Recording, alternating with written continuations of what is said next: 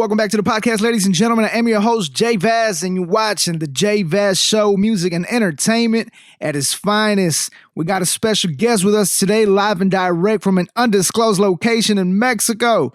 Before we get you there, make sure you follow us on all the social media pages at the Jay Vaz Show. Check out the website, thejvazshow.com, and make sure you subscribe to our YouTube channel at the Jay Vaz Show. And if you're listening to us on Apple Podcasts, Google Podcasts, Spotify, or iHeartRadio, hit the subscribe button, rate the podcast, share the podcast. And as always, make sure you drop a comment on the review section. Let us know what you think. So let's get right into this. As we mentioned earlier, joining us from Mexico, OC, the Youngin. What's up, man? What's up, man? How you doing, bro? Shit, man, we doing good. You know, glad to finally be able to make this happen. For real. I always tell my guests, it sounds like a broken record when I get you guys on here, because I'm like, you know, we've been talking about it for a while, but it's just, it's you know, scheduling has been an issue, but we're finally making it happen, and we're glad to have you on here, man. Hey, man, I'm glad to be here, bro. You know what I'm saying? I really appreciate the opportunity, bro. You know what I'm saying? I see you doing your thing, bro. Like, I salute that, bro. Like, for real.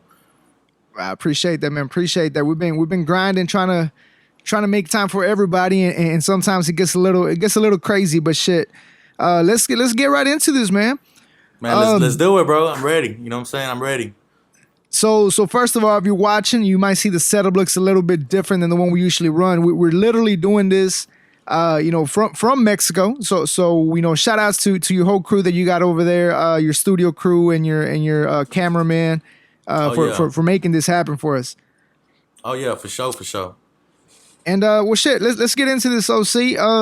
Talk to us about a little bit of your background, bro. Like, where are you originally from? Okay, well, you know what I'm saying. I'm originally, you know what I'm saying. I'm Mexican, of course, but I was pretty much raised in Arlington, Texas, and we like to refer to Arlington, Texas as Eggtown, Texas. It's in the DFW area for those that don't know. Pretty much where the Cowboys play at. Yeah. Dallas-Fort Worth area. What part of Mexico are you originally from?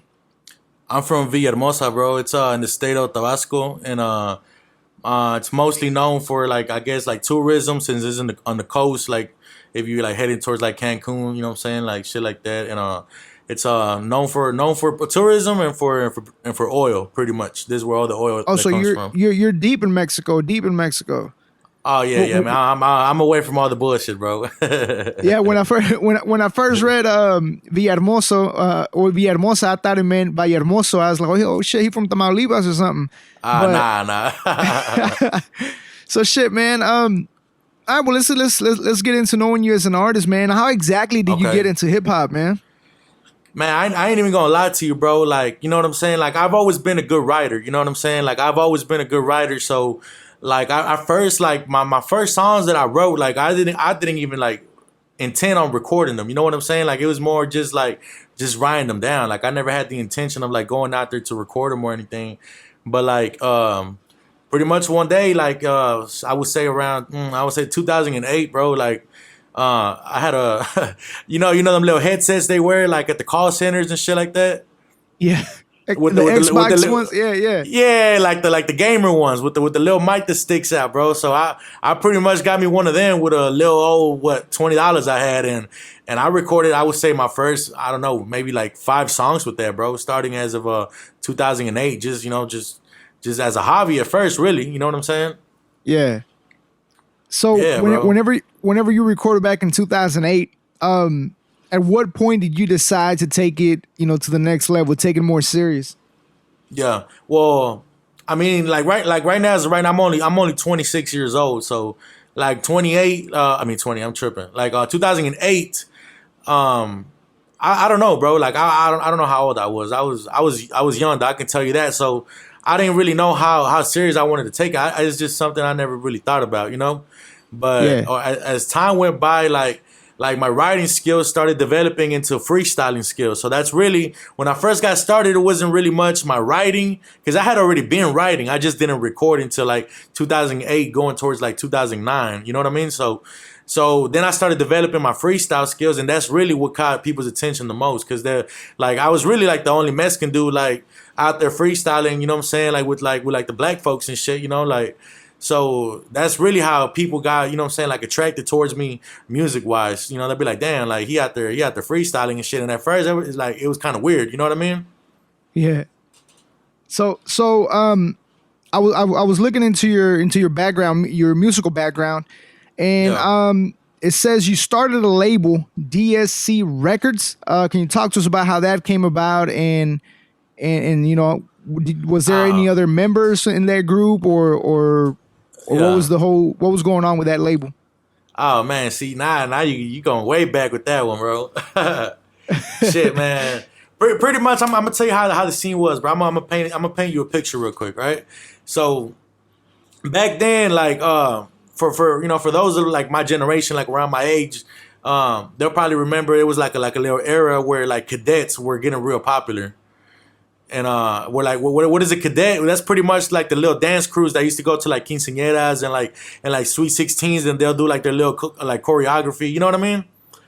And Yeah. that was real popular back then. Everybody was trying to be like a dancer and like break dance and shit like that.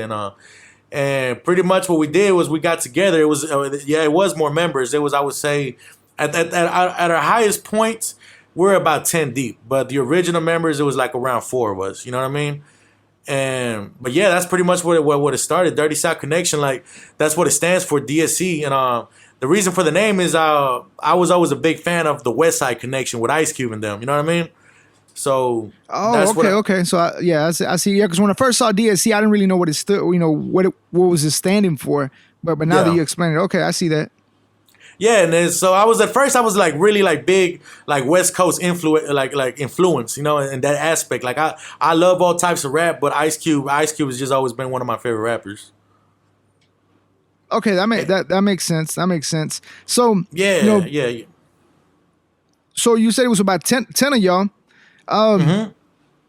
As far as you know, the chemistry you guys had going or whatnot. Did you guys put any projects out, even if it was mixtapes? Did you guys drop any projects under that label, or was it more like a friend just bullshitting around type of deal? Well, at first it was more just like friends bullshitting around. Like, as far as projects go, like I told you, back in those days, everybody was like in a dancing crew and shit like that, which was cool. But nobody was really rapping in the city. Like, and if anybody was rapping, it would be like more like Dallas rappers or like Fort Worth rappers. Like we were the ones stuck in the middle. You know what I'm saying? Because it's right in between Dallas and Fort Worth. So we started doing shows at quinceañeras. Everybody's like, hold on, like, because it was something different. Nobody was doing it, so everybody's like, kind of like, damn, like these niggas out here rapping and shit. So it's like pretty much like we started. I guess you can say we started kind of like getting like too like caught up with that type of shit. You know, like, oh, we're partying, we're turning up, and we're doing shows, and we're only about 15, 16, 17 in that range. So like the chemistry was there at first, but I would say it kind of started like dropping like a little bit because everybody started kind of doing their own thing. Like people started feeling themselves. So it just towards the end it didn't work out too much. But it was 10 deep at its highest point, located in Arlington, Dallas, and Houston. You know what I'm saying? So yeah, about 10 deep. So obviously you're still doing your thing out here. We'll get a little more about, you know, into your current status with, you know, your music status. But Okay. Are any of those guys still doing their thing, or do you still keep a cool friendship or a close relationship with any of those guys? Man, I ain't gonna lie, bro. Like, okay, like I'm not beefing with nobody, bro. But for the most part, like everybody, they're just doing their own thing. We just keep it at that. You know what I'm saying? I'm cool. Yeah. Cool. I'm cool with mostly everybody. Some people I don't talk to, but like on my end, it ain't nothing personal. You know what I'm saying? Like my the way I see it is I'm on to different things. You know what I'm saying? It was just live taking its course, basically. Exactly. I can't focus too much on that. So I don't see it as, you know, I don't see it as anything negative. I just see it as it's just the way life goes. You know what I'm saying? So around what time did you guys completely split up and you just continued on with your own thing? Well, Okay, so I started rapping 2008. like I had mentioned, 2009 I formed DSC Records, but pretty much like 2008, 2009, 2010, and towards the end of 2011, it just completely split up. So I would say it lasted Okay. from 2008 through to like 2010. Yeah, towards the end of 2010. Okay, so about 3 years. For those 3 years, I was reading that you were actually approached by at the time Mr. Rep in My Block, Rob G. Talk to us about what happened with that and how how that come about and why was there no movement afterwards. Man, that's throwback, man. That's throwback right there. I remember when people So got the that's what we news at do. I'm like, first. that's what we do, man. That's what we do. We take them Damn. back. Okay. Well, pretty much. All right, bro. Pretty much. Back then, it was pretty much like kind of the same as far as social media, but back then it was more like MySpace. You know what I mean? Oh yeah. And so we were like from the first in the city to like really put our music out there. There was other people doing music, but like I said, it was more like freestyling or bullshitting around. Like we were from the first to actually start putting our music out there like online.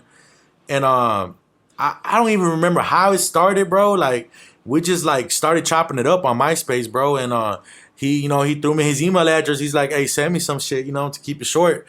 And I sent him some music, and we kept, he was feeling the music. And the thing about me is like I could have sent him my personal music, but I sent him like music with everybody that I was rapping with from DSC Records. So I don't know if maybe he wasn't feeling that. I don't know, but I didn't think it was anything wrong. Like, because we kept good contact after that, because he was thinking about starting a new crew or something like that. And that's around the time when he first started like putting out GT Garza in them. So and after that, I don't know, it's just like MySpace kind of fell off, and then after that, what I'm saying, like I don't know, I just don't know what happened. Like we just I don't know, we just lost contact, bro. But I didn't really stress it too much, you know what I'm saying? But it is what it is, you feel me? So if you go back in time and you feel like that, putting the rest of the crew on the tracks that you were sending him, would you have done anything different as far as that's concerned? I don't think I would, bro, because I mean that's something that I put out there from the rip. I'm like, well, like I rap, I do my own thing, but you know what I'm saying, like I have my own crew, you know what I'm saying, and this and that. And we do music and this and that, because like for the most part when I would record music, like I would always take like initiative to like, hey, you want to hop on this song, you want to hop on that song. So I never like I had a few songs by myself, but my main catalog at the time was like with everybody else. You feel me? So I don't I don't think I would have done anything different. So whenever this was happening, we talked about this about a month ago when we were first putting together the idea of doing this interview. When this was happening, how long of a time frame was this to when you met Rashid? From the whole DSC record situation? Yes. Okay, so all right, so towards middle 2010, I would say that's when we really split up as a crew. So whole time Facebook was already up and running. Like few people were still like on MySpace and shit like that, but like everybody was already onto my Facebook. You know what I'm saying? Yeah. So that was just like me. I saw the vision from early, like because I was always grinding on foot. You know what I'm saying? But I was from those that saw the vision earlier that okay, you got to really get on this online shit. You feel me? You got to network with people. You know what I'm saying? Like I was onto this early, like so. I always had like a few, like, you know what I'm saying? I always like collab with people from all over. Like I was collabing with people from Houston a lot. And then, you know what I'm saying? Like I just linked up with Rashid, and me and him had chopped it up a few times also. And, I knew some of his people personally. So that just came about, just off of collabing and shit like that. You know what I mean? So what was that? Oh, so the relationship that you built with Rashid eventually led to you signing to his 21st Century. Talk to us about about that experience, being able to link up with somebody like Rashid, being that he's been such a big part of Dope House and the whole Houston SPM movement that he had going on. It still has going on actually, but what was that experience like, being able to join such a known artists and respected artists, because Rashid is one of the most humble, respected artists I've ever met. So Yeah. so talk to us about that experience and how exactly that came about. Okay. Well, pretty much like like I had mentioned earlier, the whole DSC Records thing towards like the middle of 2010, it was already a fall off pretty much, and so I was independent for the longest. Like when the crew split up, it's like everybody was still everybody was like still like doing their own little thing, but then like everybody kind of stopped. But like so I was one of those that I just kept going. Like a few people were still putting music out, but not too consistent. You know what I'm saying? We're keeping it real.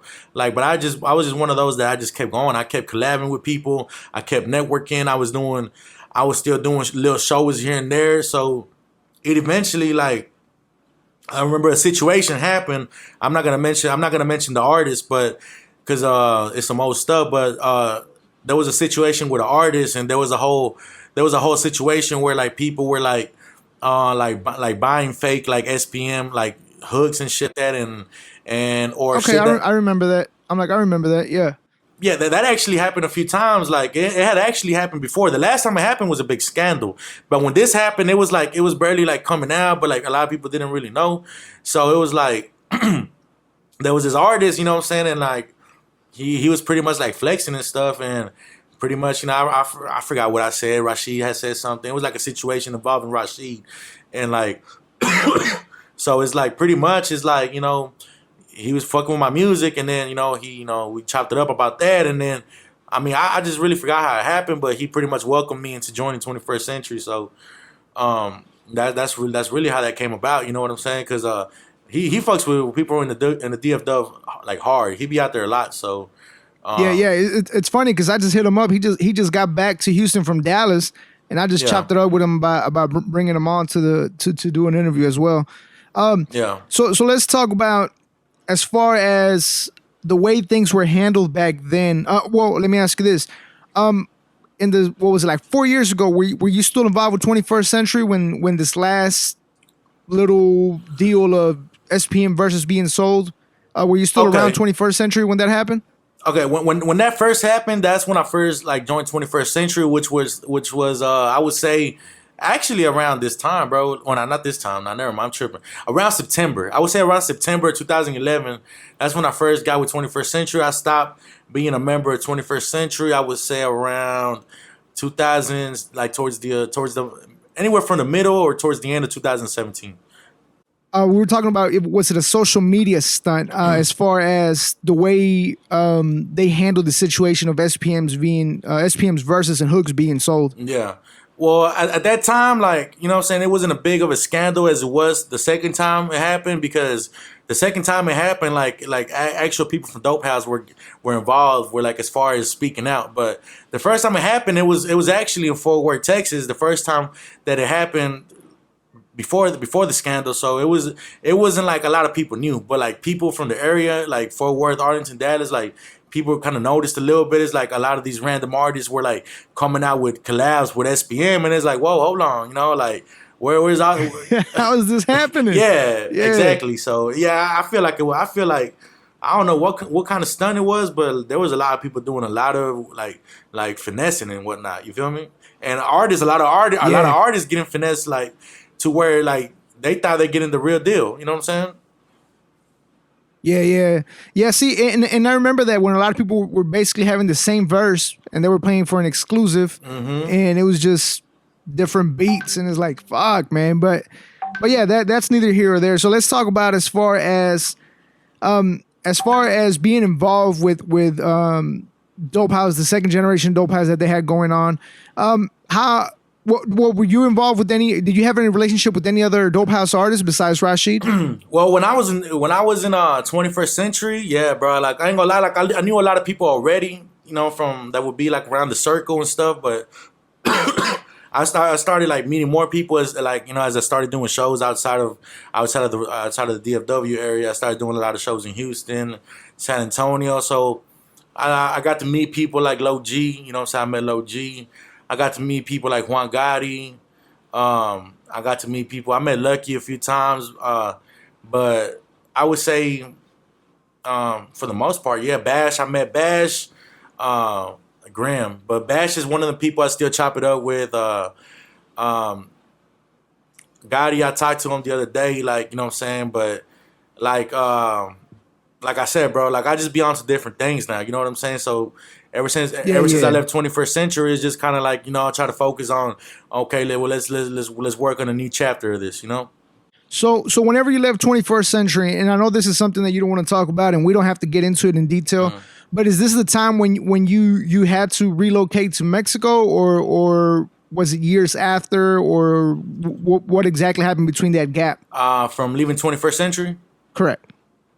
Okay. Well, just to be clear, like, you know what I'm saying? Like, it ain't no problems. Like, I don't mind talking about it because, like I said, bro, it ain't no big deal. It's just, was it because of that?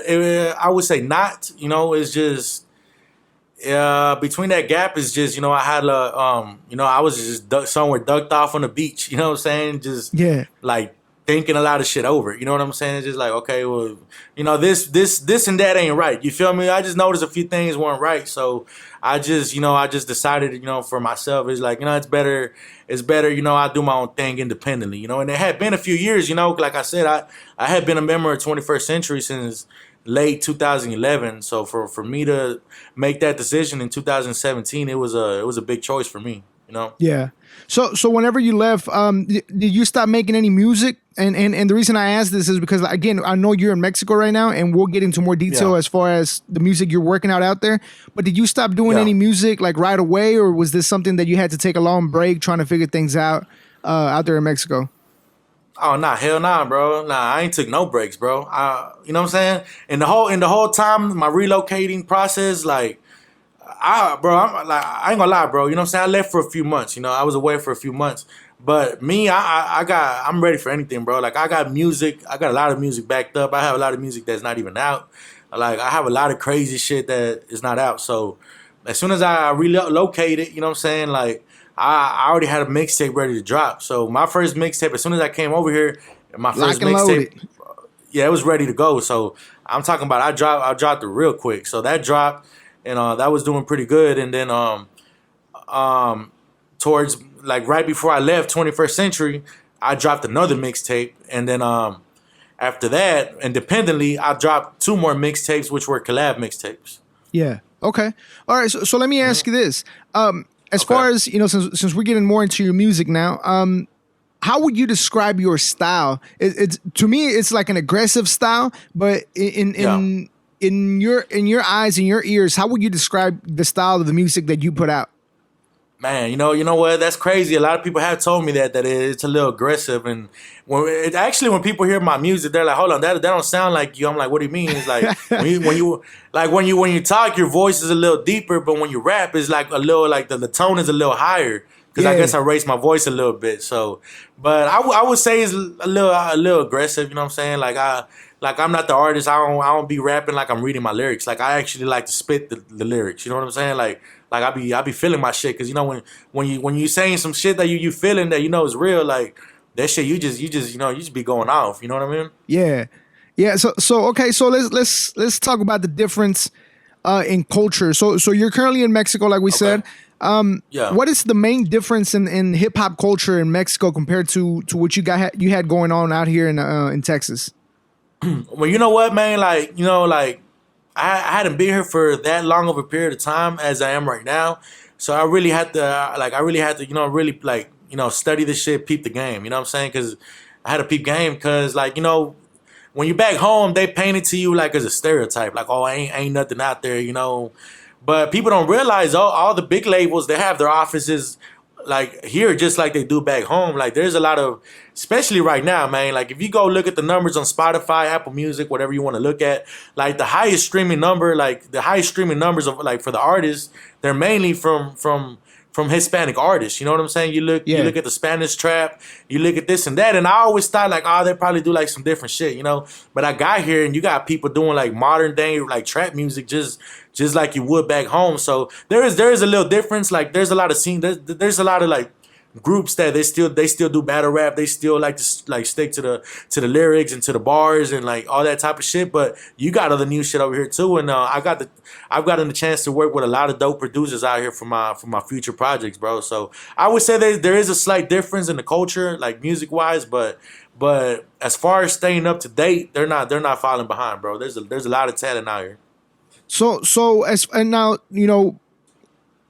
it's now, I don't know how long you've been out there, but as far as when you first went over there, how hard was it to be able to make music, to be able to find producers, to be able to find a studio, to be able to find somebody to shoot your videos? Talk to us about that process and how you went about finding basically your team, so to speak. Okay. Well, as far as the process goes, like finding studios and all that, like it wasn't too hard, because like as long as you're willing to invest in yourself, there's people out there willing to take that from you. You know what I mean? Like you got some money to spend, they're gonna fuck with you. You know what I'm saying? But yeah.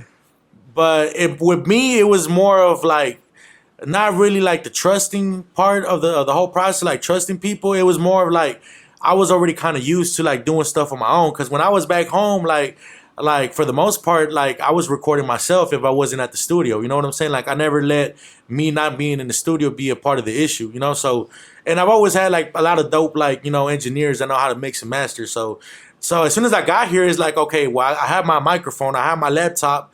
I don't really need too much, for me to make it work in order as far as making music still goes. But a few years, I'm not a few years, a few months went by. I started building, like I started networking, like going like to events. I started getting booked out here, and I pretty much linked up with some real dope cats out here. I'm actually at one of their studios right now. What you're looking at right now. We're at the Untitled Record studio. So they're really doing their thing out here. You know what I'm saying? All right. So let me ask you this now. Being out here in Texas, especially the Dallas area, the Houston area, there's a certain style of music that you're used to hearing from Texas artists, so to speak. You'll have your swinging and bang and your sipping lean. Yeah. It's the same style. Being that you were relocated to Mexico, what was your first step like as far as putting the song together? Were you trying to reach the Mexico fans, or were you trying to reach the fans that you had back at home, or how are you going about structuring your music and structuring your future projects? Well, I ain't gonna lie, my main focus. I gotta reach out to my original market. That's what was more important for me. Like I still gotta make the music that people know me for. They want to hear that ignorant shit. I'm known for that. So they want the bullshit, man. So I gave them the bullshit. But being over here, I realized like the people like that. You know what I'm saying? But was really working out here is like a little more commercial. You know what I mean? So I'm still on the bullshit, man. Y'all gonna still hear that, but y'all gonna hear like some different shit too. I got some Spanish shit coming. Like I got a lot of dope shit coming, bro. You're gonna hear a lot of different shit. I'm glad you brought that up. That's gonna be my next question. Are you working on any Spanish project to sort of establish yourself as a Mexican artist out there in Mexico, or is this something we're gonna hear maybe a track or two in Spanish on your regular mixtape, or how are you going about that? Yeah. Well, first off, man, I'm real thankful for being out here. Like it's nothing like what people like. It's not what people say it is. You know what I'm saying? Because I guess some people they're from like other parts. Speaking of collaboration, about a week ago. You broke the news that you had recently been approached by SUC to become a member of the second gen Screwed Up Click. The Mexico. What was the exact name for it? Okay, well, pretty much. I've been chopped it up, with Al D. So who I've been speaking to is Al D. For those that don't know who Al D is, you should know. Screw, what I'm saying, his brother, what I'm saying. So he's original SUC. He's screwed up click as Peter Screw. Yeah, for sure. So he SUC as it gets, what I'm saying. So we've been chopped it up, what I'm saying. And You know, and like I said, I was a part of the Dope House family for the longest, so I've been linked up with a lot of legends for the longest. Like I known a lot of OGs in the game for a long time. So you know, you get to know the people through mutual friends and mutual legends and shit like that. So what the name for it is, he started second generation Screwed Up Click, which is SGSUC. You got people like Lil Villain, Lil Villain in the clique. You got people like Gage. You got a few different artists, and it's not just artists. You got DJs, man. You got everything. But me myself, I'm in as an official member, as an official artist, and the official representative for the Mexico and DFW chapter. So that's really what's going down right now. Shout out LD.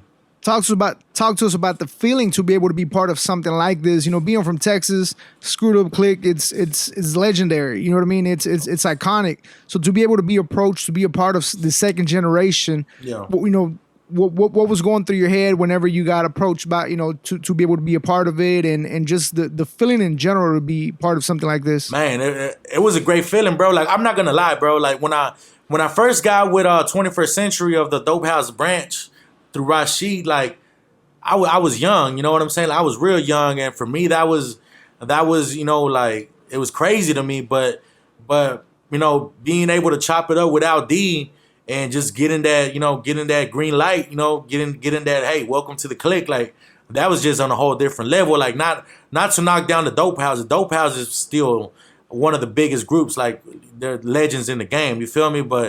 But as far as Screw goes, like anybody that's from Texas, period, like, you know, you don't have to like certain other groups, but you're going to like the Screwed Up Clique. You know what I'm saying? Yeah. Like, that's for damn sure. Yeah, for sure. Yeah, so that was just a whole different feeling. You know what I'm saying? Yeah, I mean, it has to be, because like I said, is, you know, if you know about, you know, Screwed Up Clique, you know, it's legendary out here, man. It's iconic, and it's just as big as it gets in Texas. You know, we talked about, you know, being independent, starting your own label. We talked about being approached by Rob G. From there, you know, you eventually joined 21st Century. You were involved with the Dope House artists, to now being second generation Screwed Up Clique of the DFW and the Mexico chapter. What has been in your journey, in your career, what has been the biggest takeaway in the industry thus far? The biggest takeaway? Yeah. Like the biggest, I guess you would say the biggest L I took? Not necessarily, but what's something that you've learned that stood out to you that you're like, damn, if I would have known this is the way this was, I would have done that different, or just what you've learned from the industry throughout, you know, the years that you've been a part of it.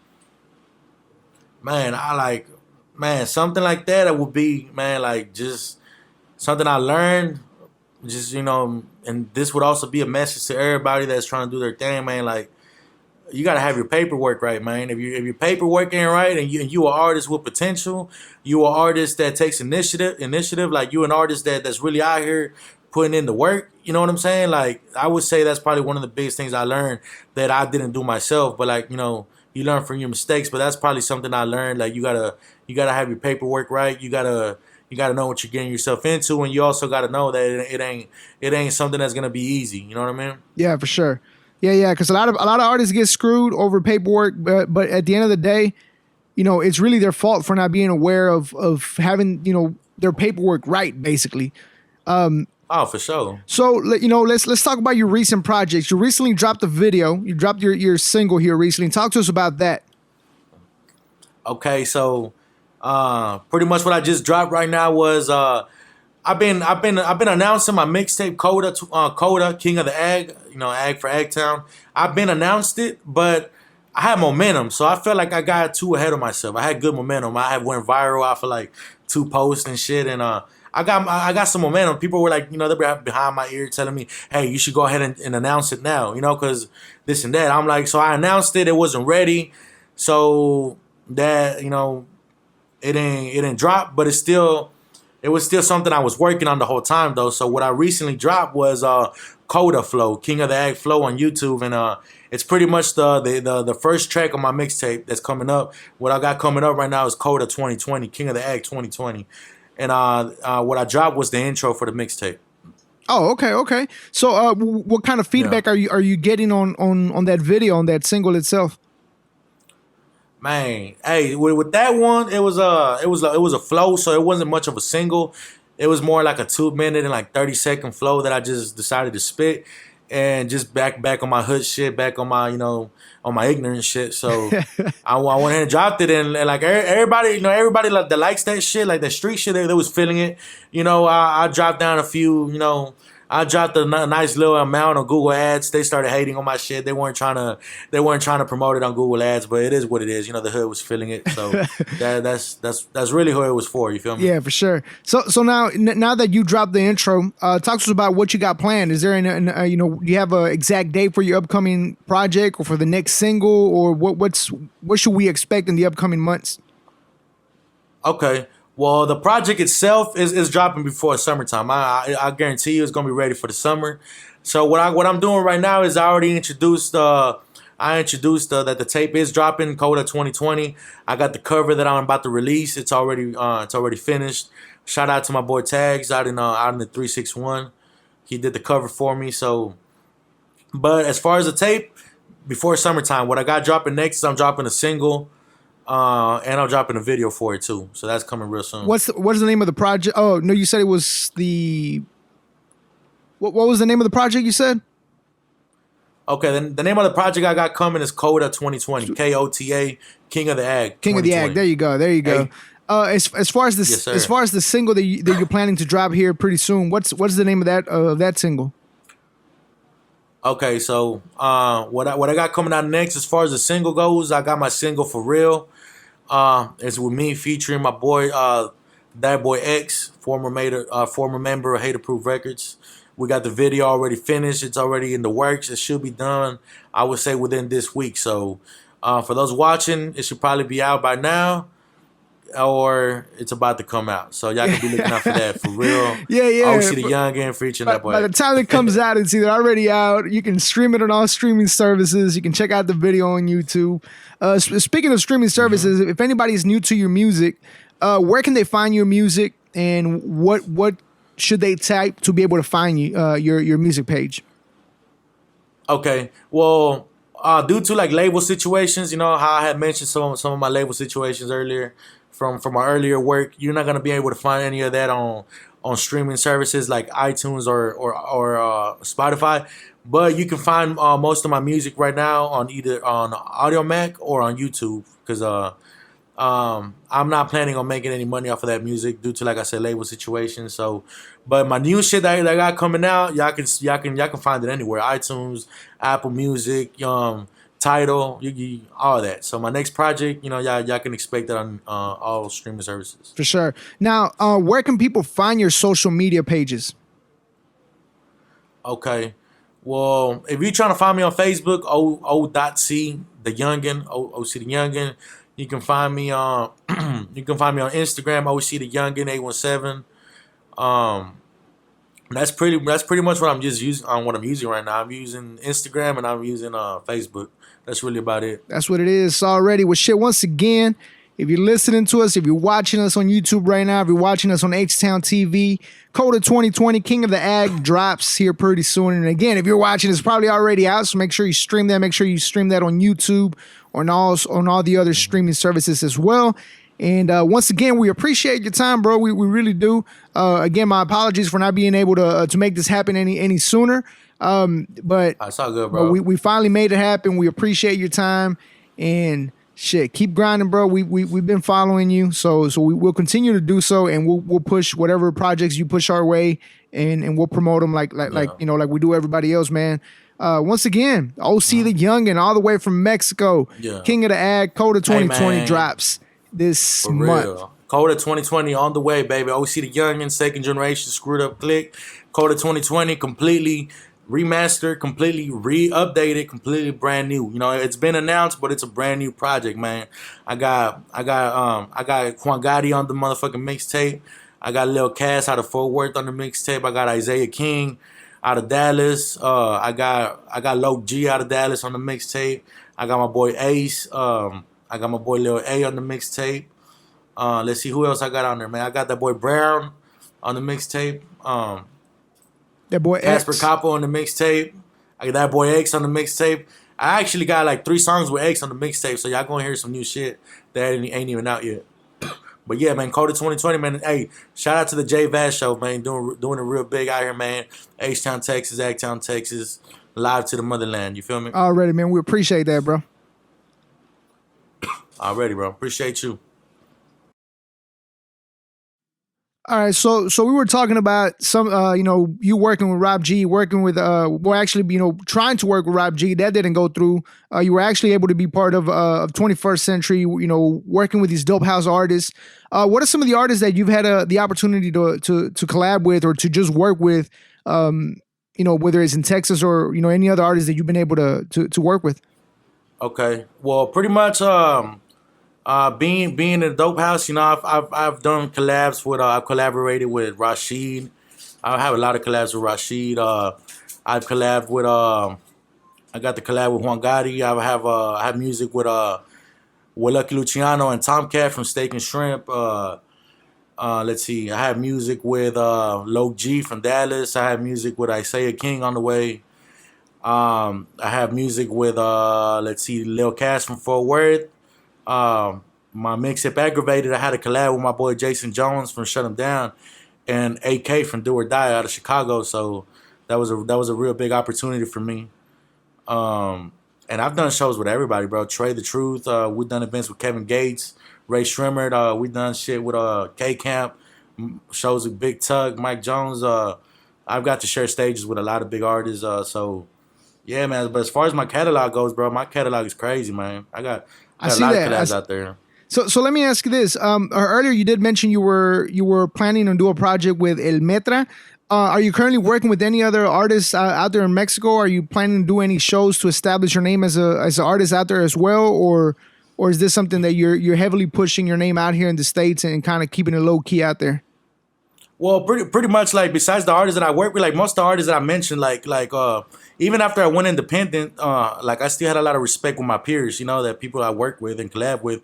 Because before a lot of people got their big breaks, like I was from the first that were starting to get cosigns. A lot of people are coming up right now, but at the time they weren't in that position. Now I'm not talking about anybody in specific. I'm just saying in general. So I still get a lot of respect because I was one of those that showed love, even though I was already fucking with like people that were in labels and shit like that. So, but I'm still working with artists like them. Like I said, I work with a lot of people like Cheddar Loc from Dallas. Cheddar Loc. Let's see.